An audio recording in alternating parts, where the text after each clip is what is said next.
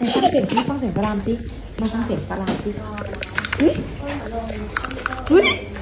คือของเดี๋ยวนะเอามาเป็นอะไรสิสองอัน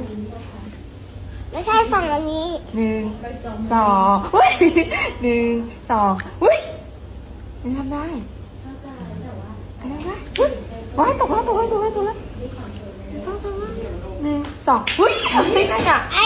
ต้องนับนะ โอเค1 2ว้ายเจ็บแก้มหรือเปล่าเจ็บแก้มไอแล้ว